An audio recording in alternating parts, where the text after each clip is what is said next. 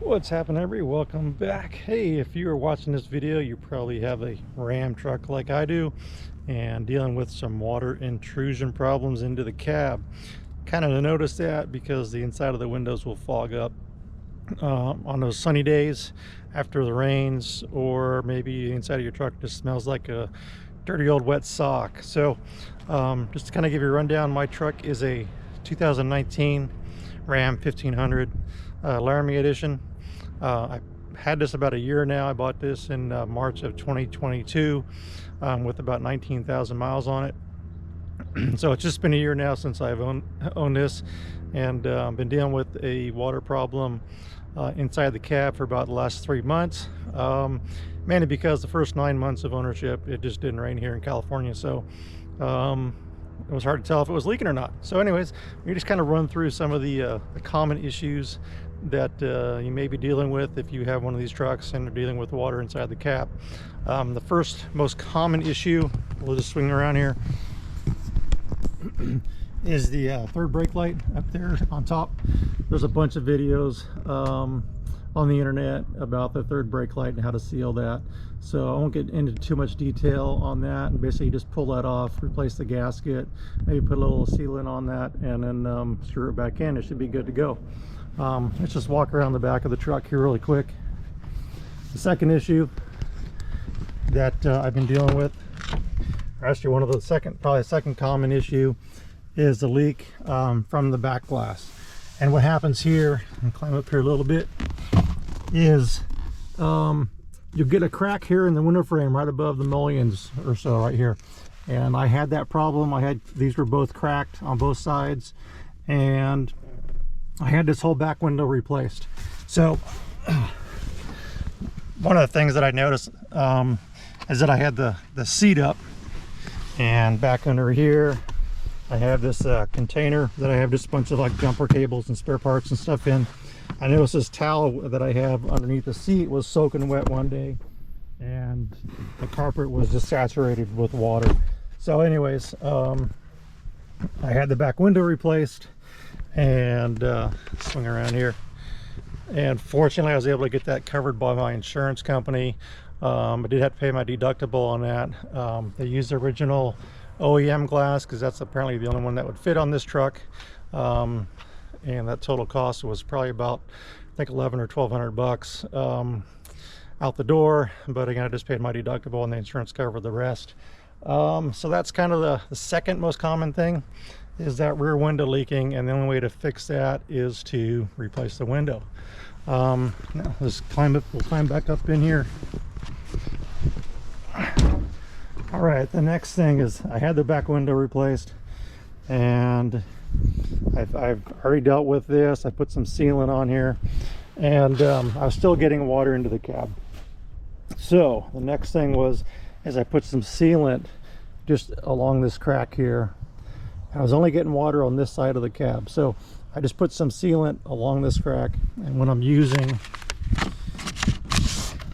is this Permatex windshield and glass sealant. The nice thing about this, it's a flowable silicone, and it goes in really easy, and it just seals all that crack right down there. And I just put it on this side because that's where the water intrusion problem was.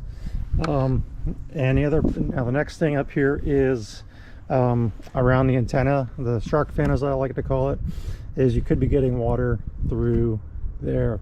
Now on the shark fin, there is one screw that goes down through the center of this, and that bolt, in order to access that bolt, you have to pull the headliner down to get into there. But I just put some sealant on here. I didn't think this was leaking anyways, but just a precautionary measure, I put some sealant on there just to prevent anything from getting in there. If this does leak, you probably notice water directly underneath that and on the headliner. So that wasn't my problem. No other leaks on this side, so I'm all good there. Now you may have noticed already this tape, this is black tape on here. This is my last area of concern that I'm dealing with.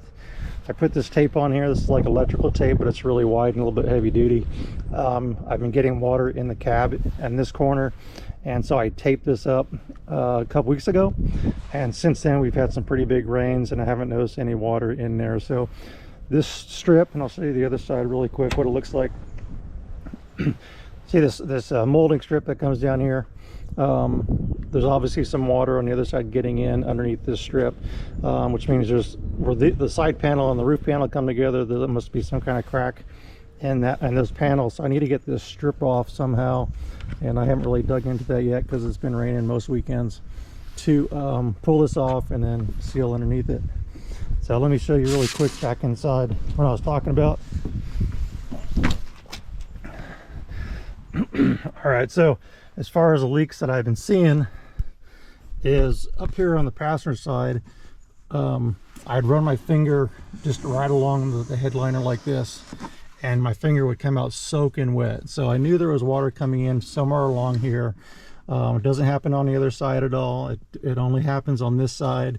There's no other moisture that I can see or feel on the headliner. So I knew there was a leak somewhere in this corner. So that's why I think it's somewhere on that side molding there. Now fortunately my headliner is black, as you can see, and so I don't see any staining on the headliner like the folks with the lighter folks with the lighter color headliner, either gray or tan, really see the staining on there. So kind of fortunate that I have the black headliner that I don't see that. So that's kind of where the water can come from. There's multiple locations. Now there is one other location.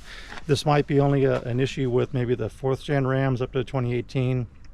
I don't know if it's a problem with the 2019s or 2020s, the 5th gen Rams, but back, I say behind the cab, you can't see it in here of course, but behind the cab, way down in there are some vents. Keep moving around, sorry.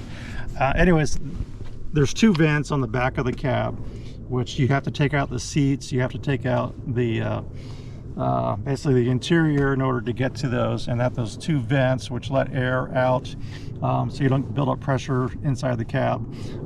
Those could be leaking, and I've seen a couple of videos where guys had basically gutted their interior to get to those vents and sealed around it. And it's not actually coming through the vents themselves, it's coming from the outside of the rim of those vents. So that's kind of a last resort. If you're getting water only on the floor, that could be the source of the problem on the under the seat.